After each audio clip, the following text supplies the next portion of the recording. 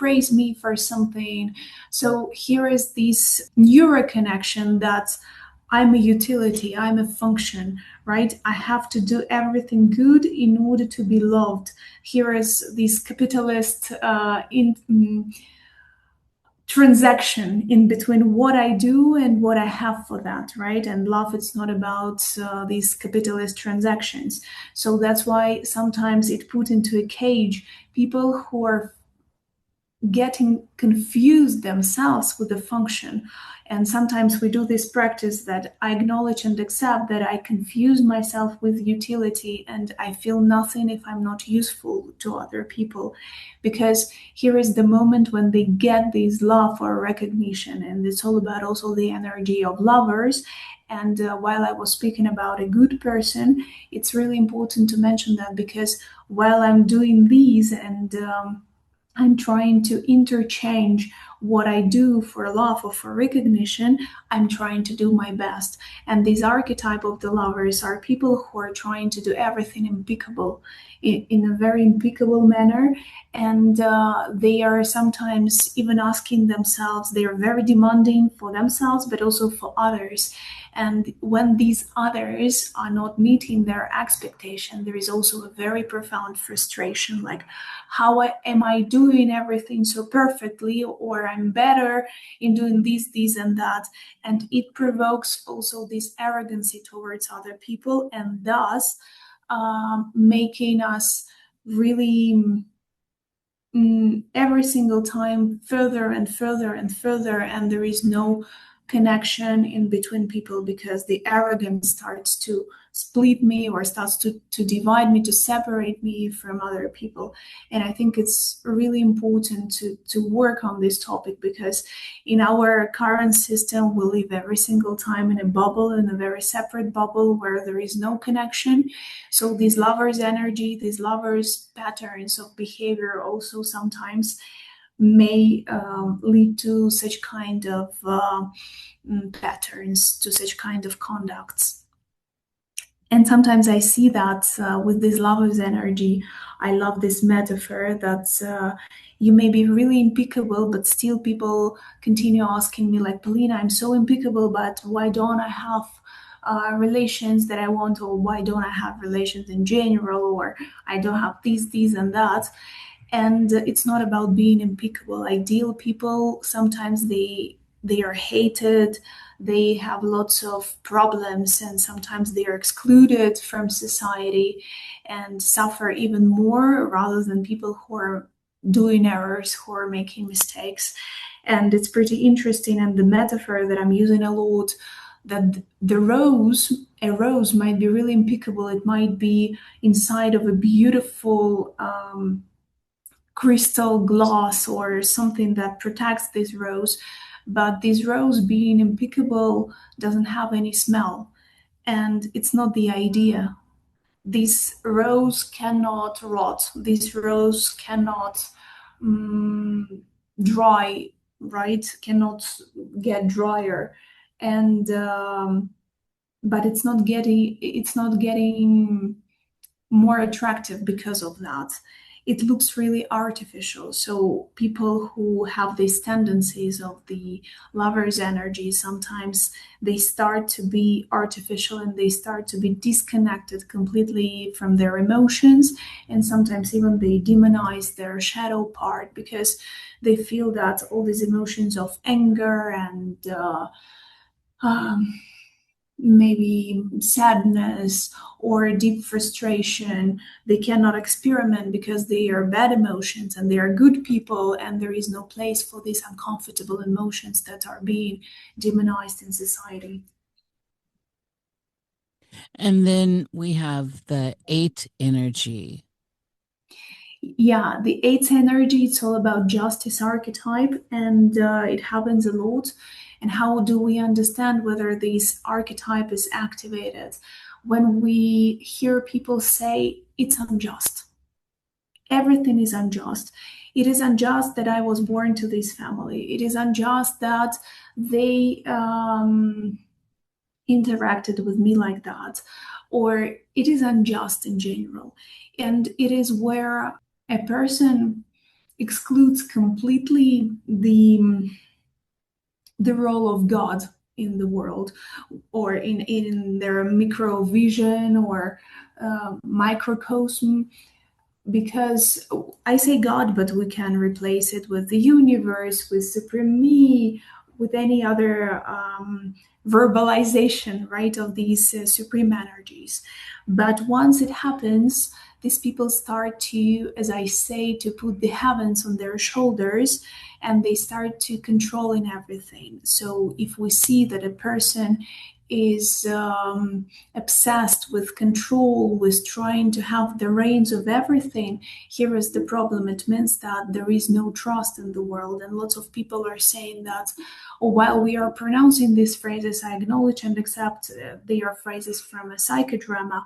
It's one of the tools in psychodrama as well. So they are saying, like, I feel that the world is really dangerous for me. I do not know how to feel security in this world. I cannot understand how I can make decisions or how I can get risk, because the world is so dangerous. And they are starting to control others. They are starting to get really obsessed with everything that they are doing, asking for guarantees. Like, if I'm starting new business, am I gonna have a guarantee? If I'm starting new relations, I need a guarantee. And all these guarantees that they are waiting for, obviously they don't come. And that's why they get started to be they start to be paralyzed completely, because there is no trust in this world and these supreme me or supreme energies that are helping me. And sometimes it happens when ah,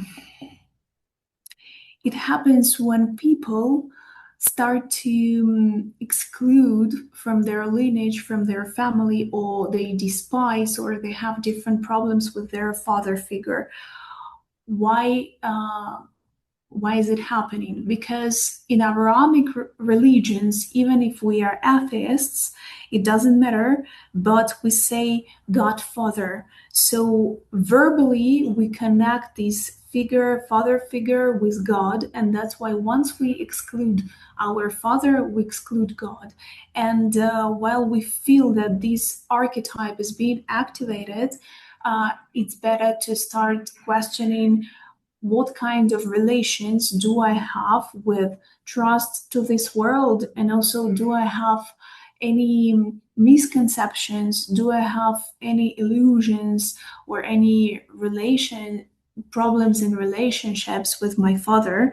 Because everything is connected there. Because father also is supposed to protect children, is supposed to be this shield for the family. So sometimes it is the reason why people start to have these mistrust, misconceptions, and feeling loss of insecurities while living this life.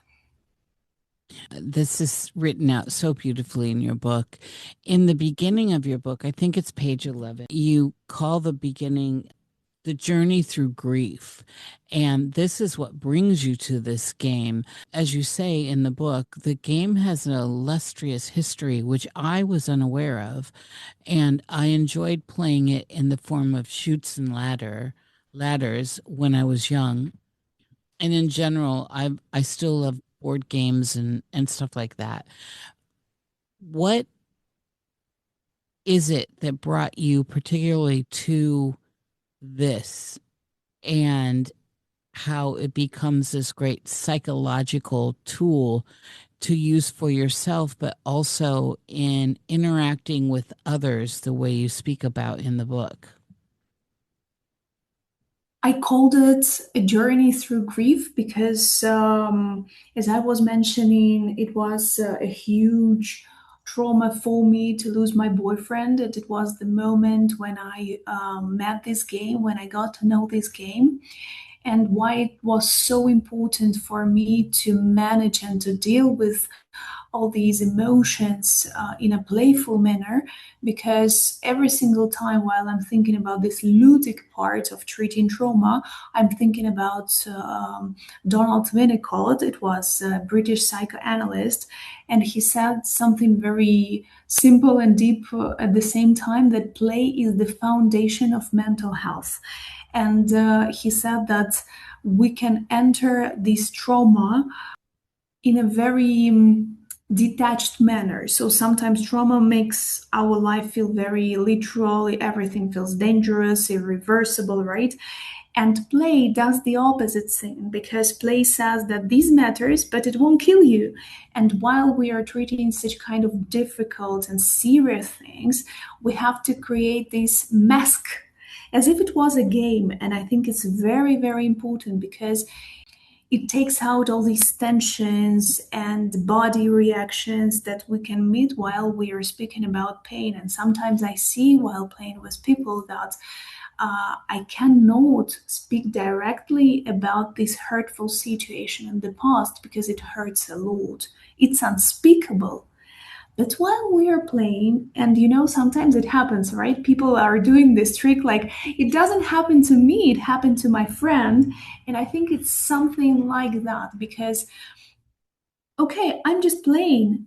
I don't have to make any decisions. I don't have to dive deeper. It's not that scary moment. I'm just playing, right? And in this way, I feel that this form of the game, when we start to understand that, okay, this is trauma, but it won't kill me. I'm not alone with this trauma, because every single time while you're playing this game of snakes and arrows, you throw a die.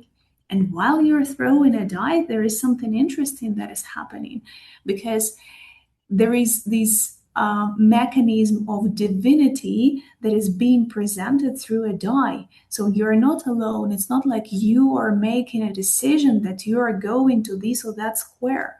It's all about die or divinity through a die that is saying to you that you're going to this, and that.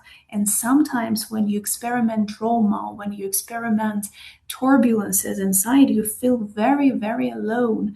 And that's the moment when you communicate with divinity. And it's also a good tool to restore this internal dialogue with the divinity, because every single time when we are in crisis, the thing that we are losing is this trust in the divinity. And we are asking every single time, like, what's wrong with me? We're asking ourselves, what did I do wrong, or why it happened to me?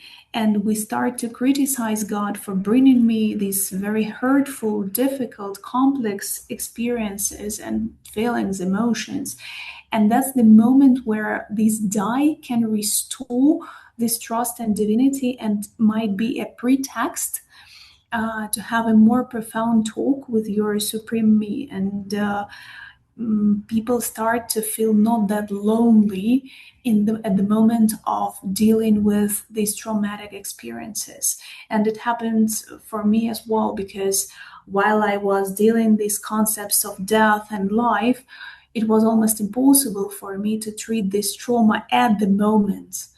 You have to do it retrospectively, right? So you can just play it around. You have to pretend that you're just playing, and it really helps. And so, as this moves on in your life and becomes a tool that's helping you, what inspired you to want to bring this forward and get it out in this form for other people? I feel that we are, as a humanity, we are pathing a very difficult polycrisis moment when we are speaking a lot about uncertainty. We see that there are institutions that are being changed, and we cannot trust these institutions, whether we are speaking about social institutions, political institutions. And every single time we do not know what's going to happen, because even at the beginning of this year, we saw that like on the first dates of this year, there was lots of things happening, and you never know where it's going to lead us to. So that's why I thought that the most difficult thing for a human being is to handle uncertainty, because, as Erich Fromm said, that a human mind often prefers a false certainty to an honest doubt. And while we are speaking about politics, we see how right-wing regimes are coming to power, and it's all because of that, because they have their strong hand and they know supposedly solutions how to handle this or that problem, and people start to prefer it because it's very difficult for us to handle this uncertainty. So for me, this game, that's a beautiful tool to know how to live with uncertainty without sacrificing your freedom, without making compromises that you would never come to just because of your security, how not to hand in your security just to have your certainty that at least something I'm gonna have. So it was this tool in order to train this muscle that I'm okay. If the world is uncertain, at least I have some tools in order to stay mentally firm how to handle it. Because if everything shakes, I know what kind of practices, I know what kind of questions I have, and what things of my identity, of my ego are firm, and what are my, not functions as we spoke before, but what are my qualities as a person. If I'm going to lose everything, I'm going to come back to these qualities and I'm going to rebuild my life. So I think that this game works as a beautiful tool that trains you how not to be scared of any changes that are happening or may happen in your life, of how to take risks, and to see that even if you're going to step into the void, uh, nothing is going to happen. You're not destroying your life. You're just risking. You're understanding what you're doing. That there are some things that you can lose, but there are some things that you can gain. And while you were speaking about healing the trauma and you called it a triumph, I think it's all about triumph, because you have to take risks. And in this game, we're training that, because you see from the bird eye view how your life looks like if you're making this decision or that decision, if I'm going to do this or that, what are be the consequences, what I will understand, and things like that. And you see that, okay, if I'm going to make this decision, another thing is going to happen. It has lots of energy, and I'm going up, for example, with an arrow. Um, so you see the tendencies, and that's why it gives more security in yourself and in making these decisions. And I think it's pretty important in the world that is shaking, in the world that is full of uncertainties, while we are speaking about the utility of a human being, while we are developing